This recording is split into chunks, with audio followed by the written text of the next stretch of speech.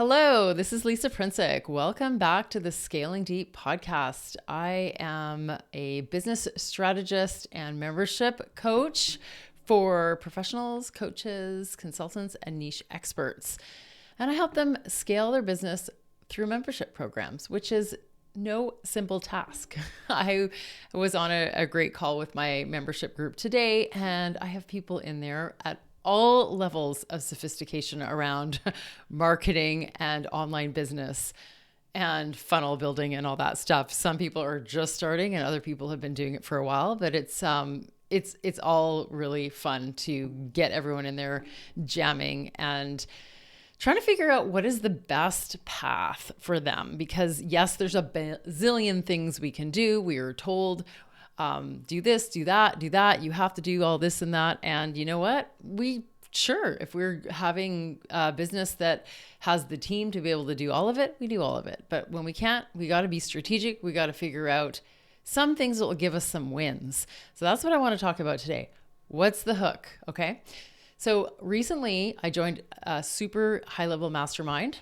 It was a big decision because it's a big commitment and it's not inexpensive, but I'm in good hands. I feel like I'm in the right place to figure out how to optimize my own sales and marketing funnel and level up so that I can get seen and known by more people, because that's sometimes half the problem. Okay. That is half the problem though. I have to say, a lot of people think that that's their number one problem is getting seen. I had someone get on the call today and say, I didn't get as many sales I would have liked to with my recent membership launch.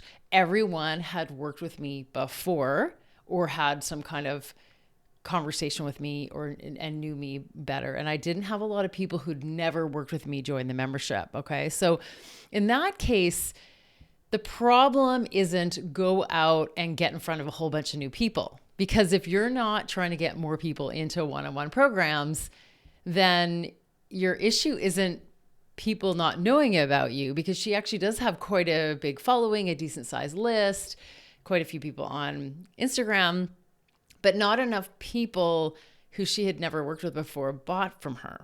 Okay, so this is the tricky thing about a membership that is not a cheap, I'll just buy it and hope that it's okay type of program. And it's not super expensive. So it doesn't require somebody to probably go through major budgeting or, all that stuff. However, she is B2C. So she's selling to consumers, to women, and they're not necessarily writing their investment off on against other revenue. They are making that choice as opposed to all the other things they could be doing to improve their health and wellness. So they still have to think about it. It's at a high enough price point. And the ones who don't know her well are obviously not feeling like they have enough information to make that decision. They are simply not buying. So here's the suggestions I made to her. One would be, make sure you keep selling to them, because over time, every few months, if they're invited into her membership, they will get a better sense of who it's for, what it does, and they'll start piecing together more of a picture on what it can do for them, because they'll be reading an email here and there. And then also, two, inviting them into a more engagement type of experience. So if she thinks the barrier is that everyone who has joined knows me and is like, oh yeah, I'd love to join, then it means that people who've worked with you like you, which is great. But what it means is that the people who don't know you have not gotten a chance to get to know you. So how do you build that into your sales system? Like, how do you add a webinar training, or even something like office hours, which is an amazing warm up to them getting to know her? So that's one way of solving the problem. And that definitely adds to the value. But the other thing we're trying to do when we're running a membership is get the sale a little more easy, because it's not a super big high ticket program. And you don't want only the people who've known you for a long time to be able to buy. You want to make sure that it's obvious enough to the people who find you and don't have a chance to get to know you for very long, can tell that it's right for them, instead of having to linger for long periods of time. So what that means is that you can tighten up the USP. the unique selling proposition. So that goes a long way to helping people find out about you, make that decision to buy from you, and feel comfortable doing it even if they don't know you really well, which is different from just going and getting more people, because putting more people through the same system that's not converting as well as it could be is not going to solve that problem. And the reason why I mentioned the high level mastermind that I was in is because that's the first thing that was suggested to me by my mentor, was to get my value proposition a little more clear and focus a little bit more on what the hook is. Like, what is the unique thing about this program that it won't be solved by other programs that my ideal client or people on my lists might come across. They'll land on it and go, oh, this is exactly what I want. And this has spoken to me more than other things I've seen out there, because many of us are in competition with all these other things, even the things that aren't our competitors. If you're a health and wellness consultant, you are in competition with someone's food budget being leveled up to include more expensive supplements and things. Like we've got everything, competing for the dollar that we're asking from people. So we have to make sure that it is clear. And that's where figuring out our positioning and making sure we resonate with our ideal client can come through, looking at your customers and having conversations with them and doing some interviews. But it can also come through looking at what the gap is in the market and what people are still struggling with. Even though there's plenty of solutions out there, those solutions don't seem to be really offering them something that's solving their problem. Like, how could you actually solve the problem? Which is a really big question. It's an innovative question. It's really difficult to fill all the gaps in the market.